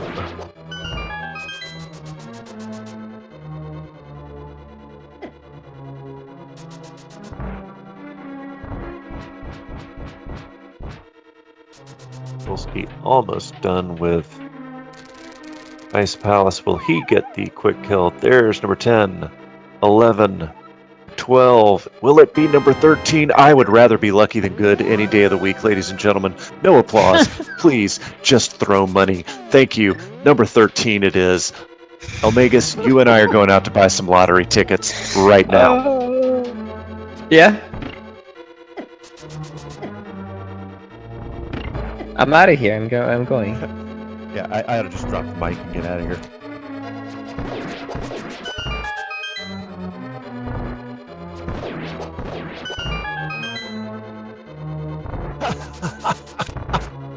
Shout outs to Elendar001 for the 13 bits.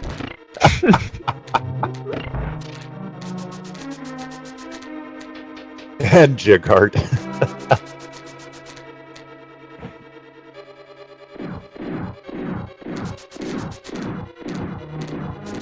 Math Girl says, is 13 considered unlucky? Not when it's your birthday. Alright, Mike the V pulls out the silver arrows. He is headed up the gauntlet. First room, very nicely done. Little stall child room going on here, and they pose no problem whatsoever. 3 horse heads, conveyor belts. 1, 2, 3, they are gone.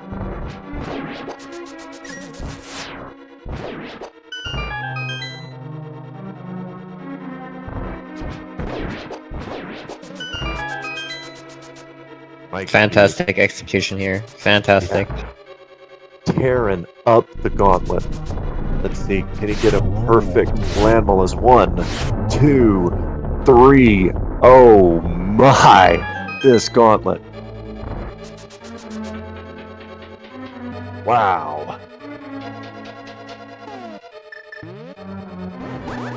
His robes. Kana Samaria, no challenge.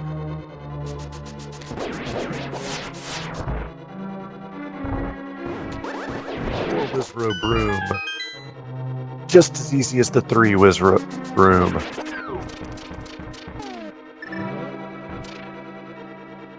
How did I win against this guy?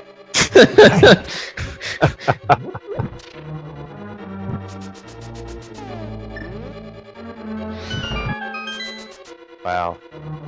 This is beast mode right here. You want to know what beast mode looks like? It looks like this. Oh, commentator's curse there. He almost ran out of magic with the fire rod there, trying to hit all 4 of those because he missed once.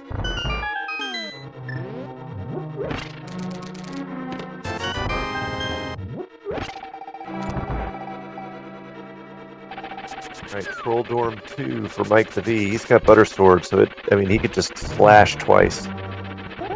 Takes a couple slashes for him to get it, but he gets it with a dash through.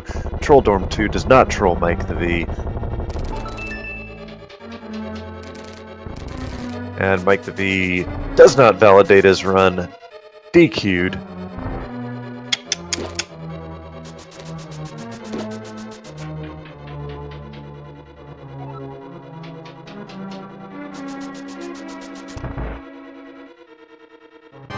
This is Aghanim 2. Let's see if he can continue his dominance of Ganon's Tower with something like a triple-double or a double-triple. Nope.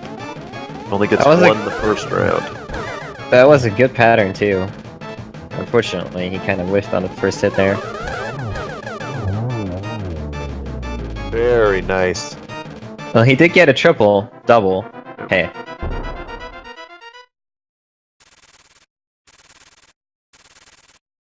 And as Mike the V heads over to the final fight with the big, disgusting pig monster, Solski is making his way up to Ganon's Tower.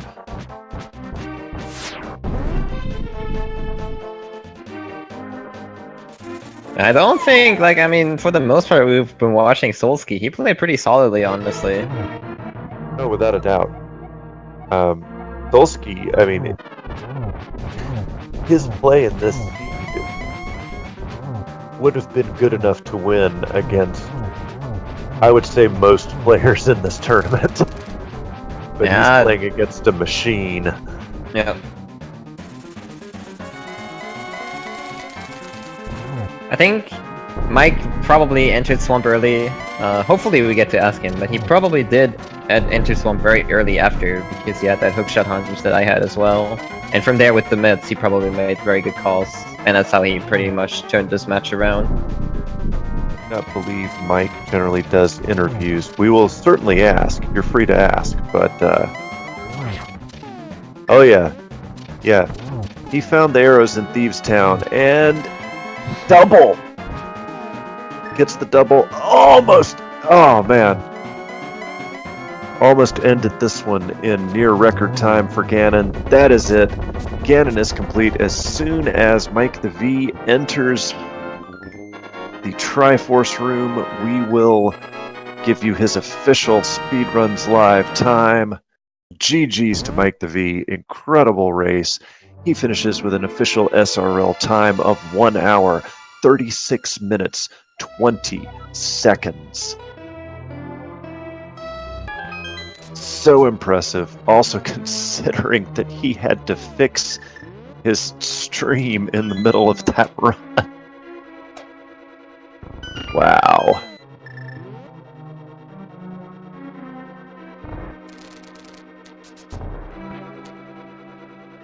Absolutely amazing play by Mike the V. Solski, though, absolutely nothing to be ashamed about. Again, I'll repeat what I said not too long ago. His play in this seed would have been good enough to beat most entrants in this tournament, but he was playing against a machine. Yeah, definitely. As many people in the chat have pointed out, Ganon's tower was just amazing. And I just want to point out, and just to illustrate, particularly for people who may be new to this community, I want to let you guys know what kind of people and what kind of sportsmanship is in this community. Because Mike the V's stream went out, even though he won, as soon as he finished, he offered a forfeit to Solski because his stream went out, and I'm not certain that he had a backup. So Mike the V, even though he won this race, because of that, he offered to forfeit to Solski, and Solski declined that. That's the kind of sportsmanship, that's the kind of people we have in this tournament, right? And this, as I have said before,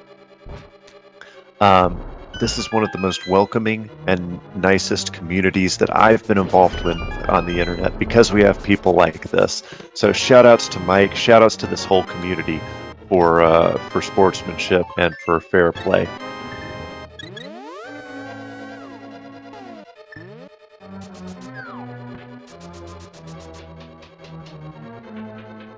Well, Solski has found his big key. Let us see his gauntlet. I will be shocked if we see two near flawless gauntlets in this tournament, but we have players who can do it.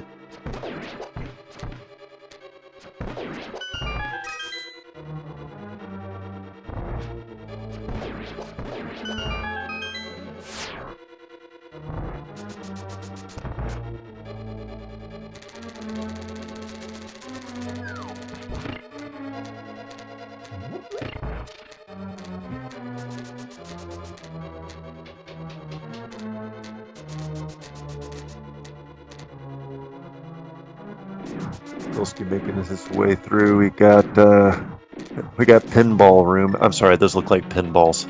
They really do. All right, this is a good reminder too. Well, oh my gosh! All right, well that first gauntlet room was pretty solid. Oh, missed a couple shots there. Horsehead room does get hit by one of the BMOs. That is one of the problems with the fire rod. You notice he did hit the horsehead with a fire rod shot, but the enemy has to sit there and burn for a second when they're hit with the fire rod shot. It costs a brief second, but it was still worth it time-wise because he didn't have to chase the guy around the room. All right, let's see if Solski can get a 3-hit. Oh my god, just barely missed the Landmala with that silver arrow.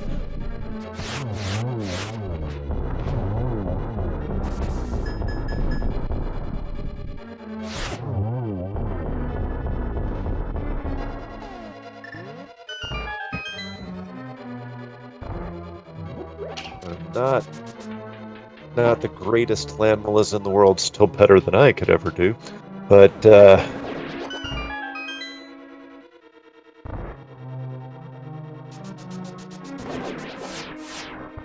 Yeah, I just confirmed Mike will not be coming in for an interview, unfortunately. well, express to him all of the GGs from the entire community and shout-outs to his sportsmanship as well. Yep. And this is one of those little things that I just want to point out. Solski noticed, oh my gosh, my magic is almost out, so I've got to switch to the lamp, otherwise I'm not going to be able to complete this room, and I have one more shot of fire rod left. And there's the magic refill in the next room. Little things like that beginning and even intermediate players might not think to look at, but Solski does. The point I wanted to make is, yet again, please, folks, follow Mike the V and Solski here on Twitch. They are putting in amazing work, and for Mike the V's Ganon's Tower alone, if you're not following him, what is wrong with you?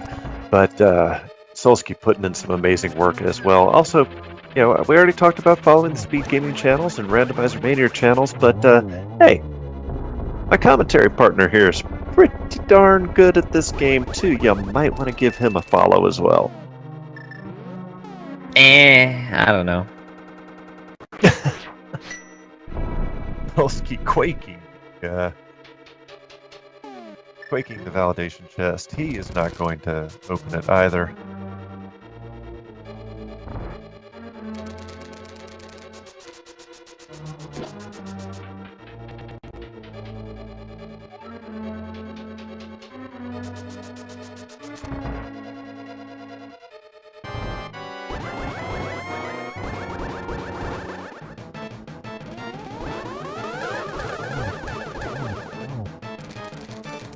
Triple, first round triple on Aga 2.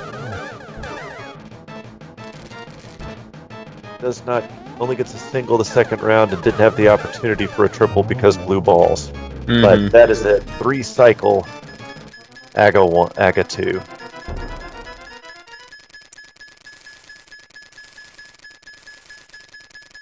We get it, Solski. The hook shot makes a metal sound against that door.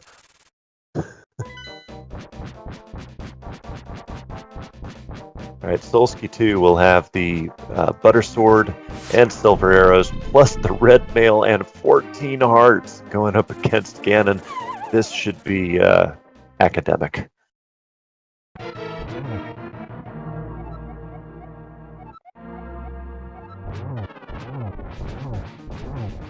Who writes Ganon quotes?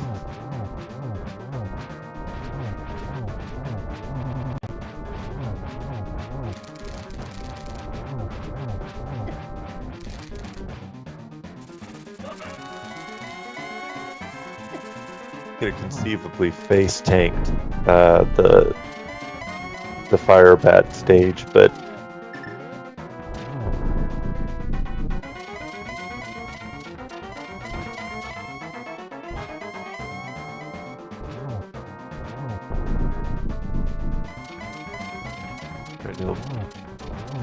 about to make the transition into the final phase.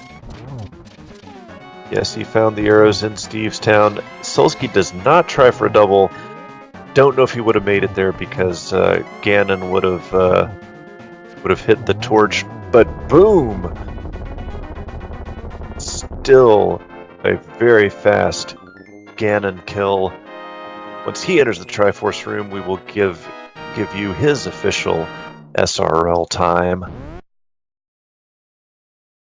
Alright, official SRL time for Solski is 1 hour, 45 minutes, 21 seconds. A difference in 9 minutes, 1 second between our runners. GG's to them. GG indeed. And Solski will be joining us for an interview, so he just needs 1 minute.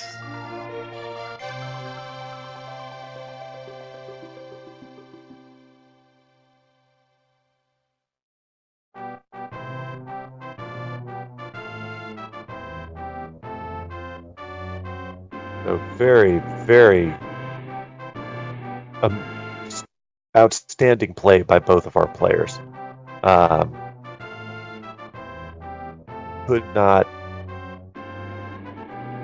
find a flaw in their play. Now, obviously, Solski's decision to continue going through Swamp Palace was probably one of the contributing factors to his defeat, but we can't blame him for doing that. Not really, no. He was, like, Mike is currently talking in IRC about what he did. He basically fell behind after his stagger play and then tried to dive the pendant dungeon. So he did Thieves Town, then jumped into Swamp, probably found the myths, and then went up to check what Turtle Rock is and was already planning in his head to go in there because he fell behind. Whereas Solski was very thorough with his overworld checks and Dark World and everything, like did all the good standard plays. Felt a little bit like he was ahead before Mike's stream cutout as well. And yeah, then just like being this thoroughness actually came back to bite him because that gave Mike the chance to find and catch up a couple items while skipping certain locations. And there you go. That's how you get a 9-minute lead at the end of the race, combined with that great execution.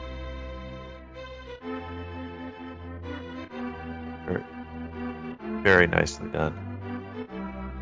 But are we going to be able to get Solski in here, or? Yeah, he said just 1 minute. So oh, okay. 1 minute is over. Darn, I started my stopwatch. You better be in here.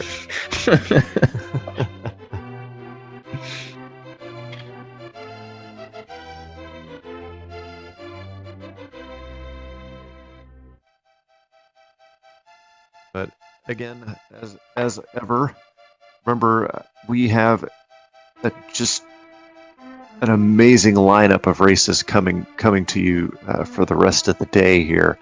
My gosh, and it's only Tuesday. Yeah, again at 6:00 p.m. we have McLagging versus Alucard 2004 and Andy versus Willard J. Bradley on Speed Gaming 3. Both of those races will be streamed simultaneously on Speed Gaming 3. Then at 8 p.m. on Speed Gaming 2, we have Sidarial versus DSIT 7. And on Speed Gaming The Mothership, also at 8 p.m., will be El Tigre versus Zero Rush. At 10:30 p.m., at 11 p.m., and plus we also have the secondary tournament. How much Link to the Past randomizer can one person do in an entire day?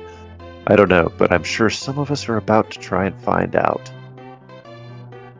Alright, looks like Solski's ready, so I'm going to pull him in here for an interview. Alright.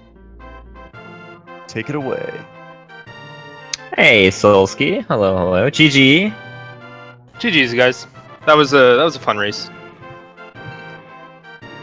Yeah, how do you feel about the seat and how you played? Not a lot of complaints. I thought I read it well, played well. No real downside to it. Just happened to be Mike making the right plays over me. Yep.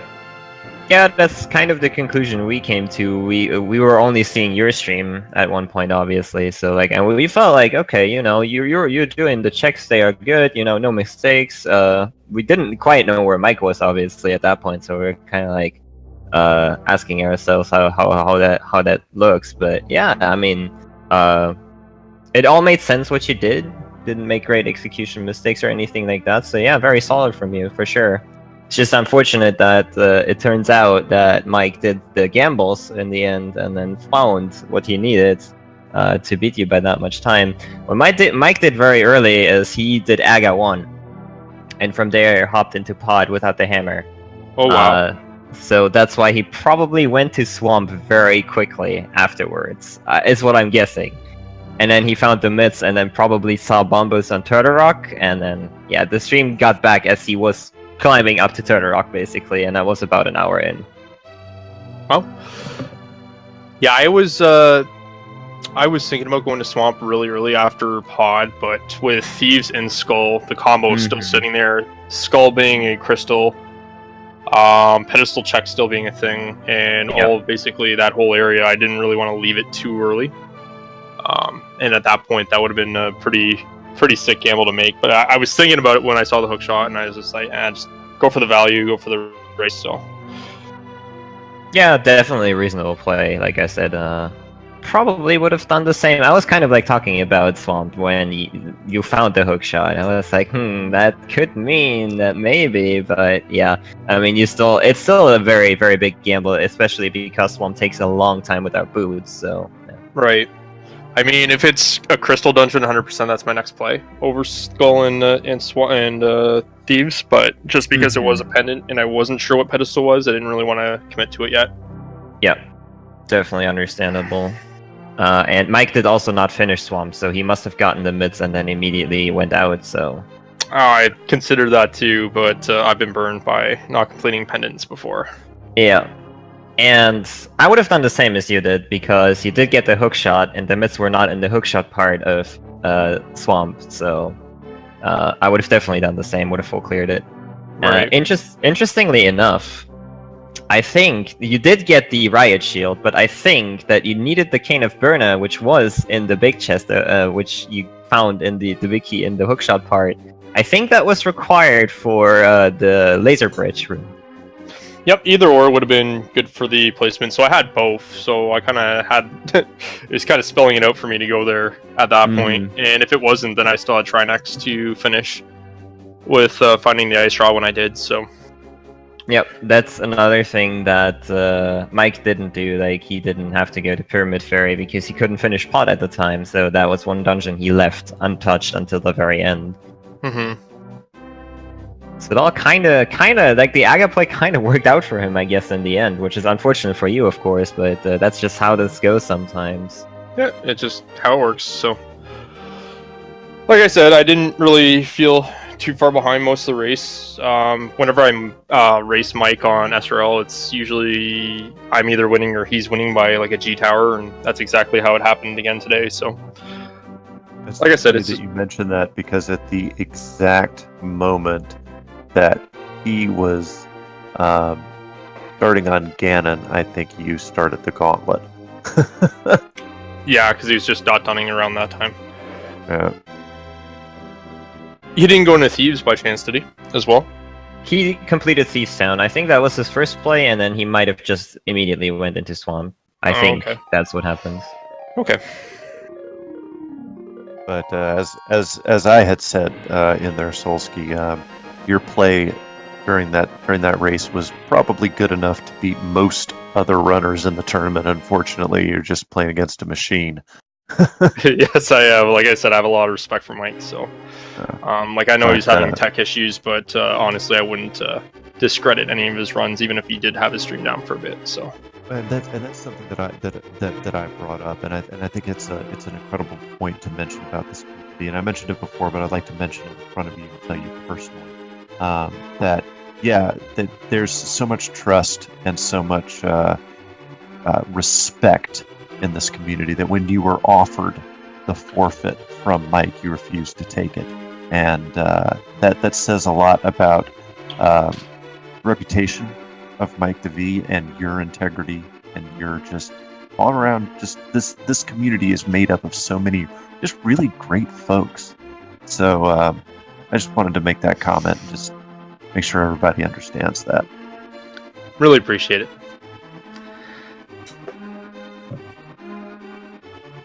Well, But yeah, before we like, start- oh, sorry, go ahead. Go ahead. No, I was no, gonna say, yeah, go ahead. you are right though. We do have like a really, really great community. I think tight knit. Just keep it going, guys.